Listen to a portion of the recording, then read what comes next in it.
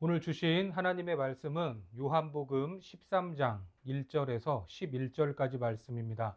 같이 봉독하겠습니다. 유월절 전에 예수께서 자기가 세상을 떠나 아버지께로 돌아가실 때가 이른 줄 아시고 세상에 있는 자기 사람들을 사랑하시되 끝까지 사랑하시니라. 마귀가 벌써 시몬의 아들 가룟 유다의 마음에 예수를 팔려는 생각을 넣었더라. 저녁 먹는 중 예수는 아버지께서 모든 것을 자기 손에 맡기신 것과 또 자기가 하나님께로부터 오셨다가 하나님께로 돌아가실 것을 아시고 저녁 잡수시던 자리에서 일어나 겉옷을 벗고 수건을 가져다가 허리에 두르시고 이에 대야에 물을 떠서 제자들의 발을 씻기시고 그 두르신 수건으로 닦기를 시작하여 시몬 베드로에게 이르시니 베드로가 이르되 주여 주께서 내 발을 씻으시나이까. 예수께서 대답하여 이르시되 내가 하는 것을 내가 지금은 알지 못하나 이후에는 알리라. 베드로가 이르되 내 발을 절대로 씻지 못하시리이다. 예수께서 대답하시되 내가 너를 씻어주지 아니하면 내가 나와 상관이 없느니라. 시몬 베드로가 이르되 주여 내 발뿐 아니라 손과 머리도 씻어 주옵소서. 예수께서 이르시되 이미 목욕한 자는 발밖에 씻을 필요가 없느니라. 온몸이 깨끗하니라. 너희가 깨끗하나 다는 아니니라 하시니 이는 자기를 팔 자가 누구인지 아심이라. 그러므로 다는 깨끗하지 아니하다 하시니라. 오늘은 가룟 유다의 발도 씻기셨습니다 라는 제목으로 하나님 말씀 전하겠습니다. 요한복음 1장에서 12장까지는 표적의 책으로 불립니다. 그리고 후반부인 13장에서 20장까지는 영광의 책이라고 합니다. 특히 오늘 본문에는 세족식이 나오죠. 제가 대학교를 다닐 때 선교단체에서 세족식을 했던 적이 있습니다. 간사님이 제 발을 닦아 주셨습니다. 그리고 제가 전도사 시절 고등부를 담당할 때 수련회에서 제가 아이들의 발을 닦아준 적이 있습니다. 요즘에도 세족식을 하는지는 모르겠지만 신앙생활을 좀 하신 분들 중에는 경험을 하셨을 것입니다. 이 세족식은 사복음서에서 요한복음에만 등장하는데 아주 세밀하게 기록을 하고 있습니다. 특히 세족식에 관해 여러 해석들이 있는데 크게 세 가지로 볼 수 있습니다. 첫째는 예수님이 스승이시니까 도덕적이고 모범적인 사례를 제자들에게 가르친 것이다. 이러한 해석이 있고, 두 번째는 예수님이 성례전으로 제정하신 중요한 예식이다. 그래서 성례전의 하나로 봐야 한다는 해석이 있습니다. 그리고 마지막으로 기독론적인 관점이 있습니다. 그럼 먼저 세족식을 하실 당시의 배경, 사회적 통념을 한번 생각해 보겠습니다. 본문 1절을 보면 유월절 전에 예수께서 자기가 세상을 떠나 아버지께로 돌아가실 때가 이른 줄 아시고 세상에 있는 자기 사람들을 사랑하시되 끝까지 사랑하시니라. 유월절은 이스라엘의 최고 명절이죠. 특히 유월절은 누구의 죽음을 예표하고 있습니까? 어린 양 예수 그리스도의 죽음을 예표하는 절기입니다. 성경에 여러 절기가 있는데 여호와께서 제정을 하셨기 때문에 여호와의 절기다라고 말합니다. 우리도 달력을 보면 절기가 나오죠. 그런데 성경의 절기와는 차이가 있습니다. 세상 절기는 사건이 먼저 발생하고 나서 그 사건을 기억하거나 기념하려고 절기를 만듭니다. 그렇죠? 3일절이 있고 광복절이 왜 있습니까? 3월 1일, 8월 15일에 어떠한 사건이 있었기 때문입니다. 그래서 그날을 기억하고 기념하는 겁니다. 그런데 성경의 절기는 좀 특이한 것이 절기가 만들어지고 절기 속에 사건이 성취된다는 것입니다. 예수께서 자기가 세상을 떠나 아버지께로 돌아가실 때가 이른 줄 아시고 예수님은 이제 유월절이 다가오면서 아버지께로 돌아가실 때가 이른 줄 아셨습니다. 이게 뭡니까? 유월절 어린 양으로 오신 예수 그리스도의 죽음이 가까이 왔다는 것을 암시하는 말입니다. 그리고 세상에 있는 자기 사람들을 사랑하시는데 어떻게 끝까지 사랑하셨다라고 말합니다. 사실 예수님 주변에 있는 사람들, 제자들이 끝까지 사랑받을 일만 했습니까? 그렇지 않습니다. 그때마다 예수님의 사랑이 이랬다 저랬다 했다면 아마도 제자들은 끝까지 사랑받지 못했을 것입니다. 그럼에도 불구하고 예수님의 사랑은 그들의 행함과 관계없이 끝까지 변함없는 사랑이었던 겁니다. 그들의 행위나 상태에 의해 좌우되는 그런 사랑이 아니었습니다. 바다 끝에 있더라도, 사망의 음침한 골짜기에 있더라도 쫓아가시는 그런 사랑을 보여주고 계십니다. 그런데 이 사랑의 대상이 2000년 전에 예수님 곁에 있는 사람들만 이야기하는 것은 아닙니다. 오늘 이 자리에서 예배하고 계신 여러분들, 우리 모두가 포함되어 있습니다. 우리가 그 끝까지 사랑하시는 주님의 사랑, 그 사랑의 대상이다라는 것을 믿으시기 바랍니다. 이렇게 사랑을 말씀하시는데 분위기가 갑자기 반전이 되죠. 본문 2절에 보면 마귀가 벌써 시몬의 아들 가룟 유다의 마음에 예수를 팔려는 생각을 넣었더라. 우리는 이 말씀을 문자 그대로 받아들여야 하지만 그렇다고 해서 가룟 유다의 잘못이 없냐? 그건 아니죠. 이런 비유가 있지 않습니까? 내 머리 위로 새가 날아가는 것은 어쩔 수 없다. 그렇죠. 우리는 하루에도 5만 가지 생각이 내 머리를 스쳐 지나갑니다. 그 중에는 죄악된 생각, 나쁜 생각들도 많이 있습니다. 하지만 새가 내 머리에 둥지를 트는 것은 막을 수 있다는 겁니다. 그러니까 가룟 유다는 왜 그랬을까? 아마도 자기가 기대한 예수님의 모습과 행보가 있었던 것입니다. 우리 역시 내가 기대하는 예수님의 모습, 예수님의 반응이 있지 않습니까?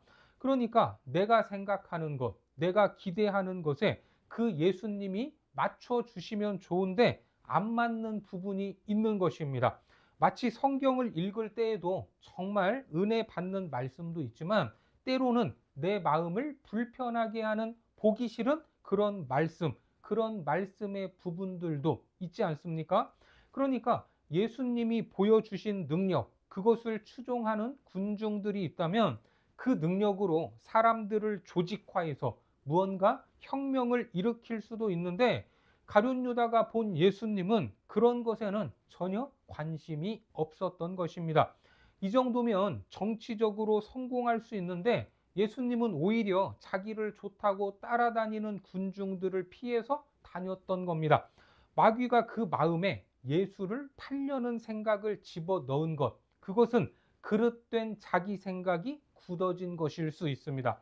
결국 예수님은 마귀의 음모와 계략에 이용당하는 가룟 유다를 통해 고난과 십자가의 길로 들어서게 되는데 이것이 13장부터의 여정입니다. 그런데 이 여정을 뭐라고 부릅니까? 고난이 아닌 영광이다. 이렇게 말하는 것입니다.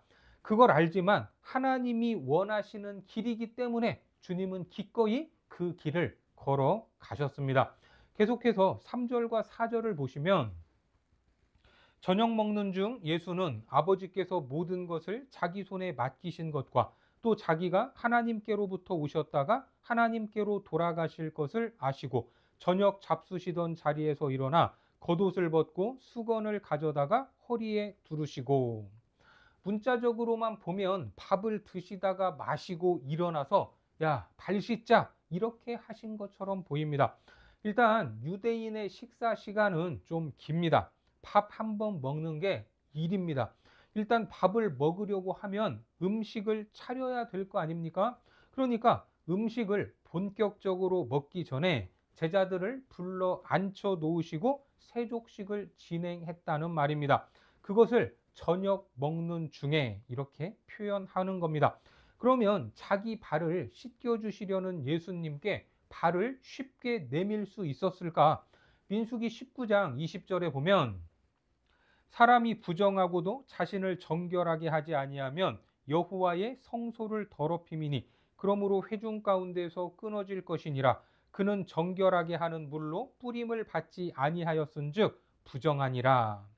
여기에 보면 사람이 부정하고도 자기를 정결하게 하지 아니하면 어디를 더럽히는 거라고요? 여호와의 성소를 더럽히는 것이 됩니다. 우리가 잘 알듯이 유대인들의 삶은 성소를 중심으로 돌아가기 때문에 성소를 출입해야 했습니다. 그렇지 못하면 그것은 죽은 목숨이나 마찬가지입니다. 그래서 성전을 출입하는 것은 특권이고 자부심이었습니다. 하나님의 백성이라는 중요한 증표인 겁니다. 단 출입하지 못할 때는 불결할 때, 부정할 때입니다. 그래서 반드시 성전으로 들어가기 전에 그 앞에 준비된 놋대야에서 손발을 씻고 정결이라는 예식을 한 후에 입장할 수 있었습니다. 레위기 15장 31절에 보면 너희는 이와 같이 이스라엘 자손이 그들의 부정에서 떠나게 하여 그들 가운데에 있는 내 성막을 그들이 더럽히고 그들이 부정한 중에서 죽지 않도록 할지니라. 어떻습니까? 개인의 부정은 개인 차원의 문제가 아니라 전체 공동체의 부정으로 이어졌던 겁니다. 그러니까 한 사람이 정결 의식을 행하지 않고 성소로 들어가는 것은 성소 전체를 오염시키는 것이고 파괴하는 것과 같습니다. 그만큼 정결 예식은 개개인에게도 중요했지만 공동체 전체에도 중요한 의미를 가진 것입니다. 이것이 율법의 사회적 통념으로 시작되었습니다. 계속해서 출애굽기 30장 19절과 20절에 보면 아론과 그의 아들들이 그 두멍에서 수족을 씻되 그들이 회막에 들어갈 때에 물로 씻어 죽기를 면할 것이요 제단에 가까이 가서 그 직분을 행하여 여호와 앞에 화제를 살을 때에도 그리할지니라. 아론과 그의 아들은 제사장 직분의 계승자들입니다. 오늘날 제사장은 없지만 성경은 우리를 향해 왕 같은 제사장이다 이렇게 말하지 않습니까? 이제 만인 제사장의 의미로 우리가 모두 다 제사장입니다. 그러니까 제사장이 회막에 들어갈 때 물로 씻는 것을 봤을 때 지금 예수님께서 제자들을 식사하시다가 앉혀놓고 수족을 씻기시는 장면은 구약에서 성전에 들어가기 위해 반드시 거쳐야 되는 정결 의식이었다라는 그러한 의미를 기억해야 합니다. 출애굽기 30장 21절을 보겠습니다. 이와 같이 그들이 그 수족을 씻어 죽기를 면할지니 이는 그와 그의 자손이 대대로 영원히 지킬 규례니라. 어떻습니까? 수족을 씻지 않고 다시 말해 정결 예식을 행하지 않고 그대로 들어가면 성전을 더럽힌 죄로 죽을 수 있었습니다. 이런 정결 예식은 이스라엘 각 가정에서도 이루어지고 있었습니다. 누가복음 7장 말씀에 보면 그 여자를 돌아보시며 시몬에게 이르시되 이 여자를 보느냐 내가 내 집에 들어올 때 너는 내게 발 씻을 물도 주지 아니하였으되 이 여자는 눈물로 내 발을 적시고 그 머리털로 닦았으며 시몬이라는 사람의 집에 예수님이 들어가셨는데 예수님께서 무엇을 지적하고 계십니까? 발 씻을 물을 주지 않은 것, 그것을 말씀하고 있습니다. 지금은 남의 집에 가서 발을 씻을 일은 없지만 당시 성전에 들어가기 전에 해야 할 정결 예식이라는 것을 감안하면 일반 가정집에서도 자기들이 출입할 때는 물론이고 외부인이나 손님이 왔을 때에도 문 입구에 항아리를 두어서 씻을 수 있도록 해야 했습니다. 가나의 혼인잔치 자리에서 물을 부었던 항아리가 있었죠. 이 물은 마시는 물의 용도가 아니라 출입할 때 씻는 물을 담았던 항아리였습니다. 그 물로 포도주를 만드신 것입니다. 그러니까 시몬처럼 발 씻을 물을 주지 않았다는 것은 결국 나는 당신을 환대하지 않는다라는 이런 뜻으로 봐도 무방합니다. 그러니까 이런 사건이 결코 작은 것이 아닙니다. 집주인이 발 씻을 물을 제공한다는 것은 우리는 당신을 환영한다라는 뜻이고 동시에 당신은 나와 한 식탁에서 먹을 수 있는 자격이 있다는 말입니다. 한 식탁에서 밥을 먹는 사람이 누굽니까? 누구죠? 식구죠, 식구. 가족입니다. 동등한 가치를 지닌 존재들입니다. 한 공동체요, 한 가족입니다. 우리가 암송하는 말씀 중에 하나죠. 요한복음 1장 12절에 영접하는 자, 곧 그 이름을 믿는 자들에게는 하나님의 자녀가 되는 권세를 주셨으니, 우리가 하나님의 자녀가 됐다는 것은 가족이 되었다라는 말입니다. 결국 예수님께서 제자들의 발을 씻겨주시는 것은 어떤 겸손의 모습을 보이는 차원을 넘어서 우리가 예수님을 통해 환영을 받고 있고 그분의 가족이 된다라는 뜻입니다. 그리고 앞서 정결 예식은 성전에 들어가기 전에 행하는 것이었기 때문에 논리적으로 누가 예수님이 성전이 되셔야 하는 겁니다. 요한복음 1장 14절에 말씀이 육신이 되어 우리 가운데 거하심에 우리가 그의 영광을 보니 아버지의 독생자의 영광이요 은혜와 진리가 충만하더라. 여기서 거하신다라는 말은 텐트를 친다라는 말이었습니다. 기억이 나시죠? 그러니까 하늘의 성전이 이 땅에 내려와 텐트를 치신 겁니다. 그 사건입니다. 실제로 예수님께서도 자기 자신이 성전이다라는 것을 말씀하시지 않았습니까? 요한복음 2장 19절과 21절에 예수께서 대답하여 이르시되 너희가 이 성전을 헐라 내가 사흘 동안에 일으키리라. 그러나 예수는 성전된 자기 육체를 가리켜 말씀하신 것이라. 하지만 유대인들은 당시에 이게 무슨 말인지 그 뜻을 몰랐습니다. 성전은 눈에 보이는 건물로만 알고 있었습니다. 하지만 예수님 그분이 성전이시기에 성전을 헐라라는 것은 주님의 죽으심을 뜻하고 일으킬 것이다 라는 것은 부활을 뜻하는 것이었습니다. 그러니까 우리가 정결 예식을 통해서 씻음을 받고 어디로 가죠? 성전으로 들어가야 되는데 그 성전은 다름 아닌 예수 그리스도였습니다. 그러니까 이 세족식이 어떤 모범적 차원이나 겸손을 가르치는 것에서 머물 수 없습니다. 하지만 선생님이신 예수님이 자기들의 발을 씻기는 상황을 마주한 베드로, 그는 이 상황을 받아들일 수 없었습니다. 6절에 보니까 시몬 베드로에게 이르시니 베드로가 이르되 주여 주께서 내 발을 씻으시나이까. 왜냐하면 당시에 남의 발을 닦는 것은 종들이 하는 일이었고 종들 중에서도 정말 낮은 종이 하는 비참한 일이었기 때문입니다. 그런데 감히 우리의 선생님이 웬만한 종들도 하지 않는 일을 하시려고 하니까 그 마음이 불편하지 않을 수 없었습니다. 하지만 예수님은 왜 이랬는지 나중에 이 의미를 알게 될 것이다 라고 말씀을 하십니다. 7절에 보면 예수께서 대답하여 이르시되 내가 하는 것을 내가 지금은 알지 못하나 이후에는 알리라. 예수님이 이렇게까지 말씀을 하셨으면 가만히 있을 수도 있는데 성격이 급한 베드로는 그러지 않았습니다. 뭐라고 합니까? 8절에 베드로가 이르되 내 발을 절대로 씻지 못하시리이다. 예수께서 대답하시되 내가 너를 씻어주지 아니하면 내가 나와 상관이 없느니라. 여기서 절대로라는 말은 영원히 씻지 못할 것이라는 극단적인 표현입니다. 베드로는 그렇게 하지도 못할 거면서 뭔가 극단적인 표현을 많이 하죠. 인생을 살아보면 말처럼 그렇게 됩니까? 그렇지 않습니다.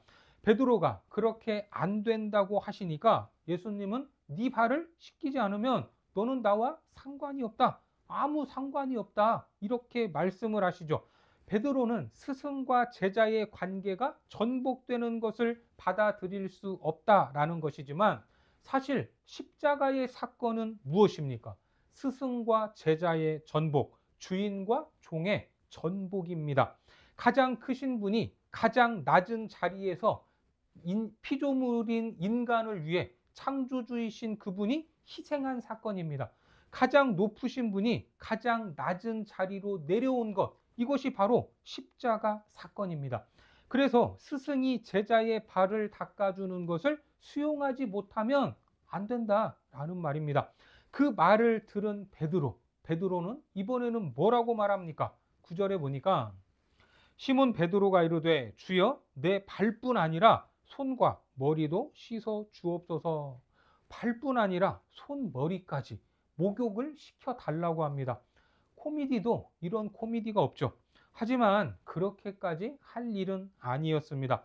그래서 주님은 말씀하십니다. 10절에서 예수께서 이르시되 이미 목욕한 자는 발밖에 씻을 필요가 없느니라.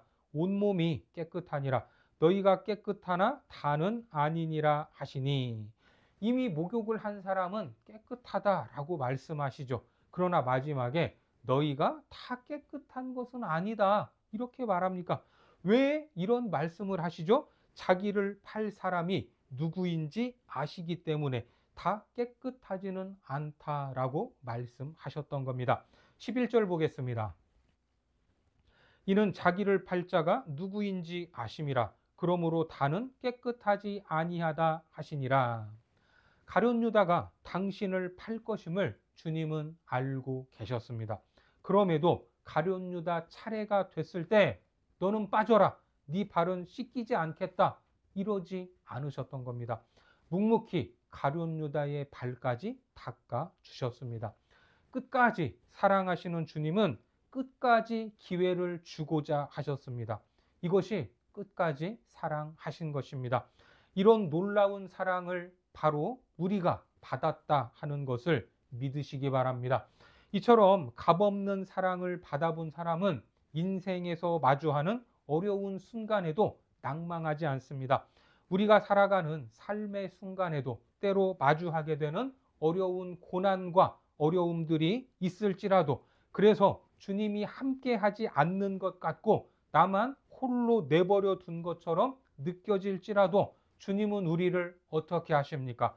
끝까지 사랑하시는 분입니다. 끝까지 함께 하시고 지켜주시는 분이십니다.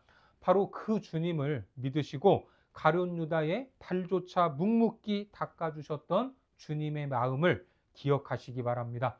그리고 다시 한번 절망과 두려움과 불안의 태풍에서 벗어나 그 사랑으로 인하여 다시 희망을 바라보고 주님이 주시는 소망 가운데 거하는 거룩한 자녀들 되시기를 주님의 이름으로 축원합니다. 기도하겠습니다. 하나님, 우리를 사랑하시되 끝까지 사랑하신 주님의 사랑으로 인해 우리가 살아가고 있음을 믿습니다. 제자들의 발, 가룟 유다의 발까지도 묵묵히 씻기신 그 사랑으로 인해 우리가 마주하는 인생의 풍랑을 이기게 하시고 그 사랑으로 충만하고 그 사랑에 감격하여 오늘도 예수 그리스도의 사랑을 드러내는 복된 삶으로 인도하여 주옵소서. 예수님의 이름으로 기도드립니다. 아멘.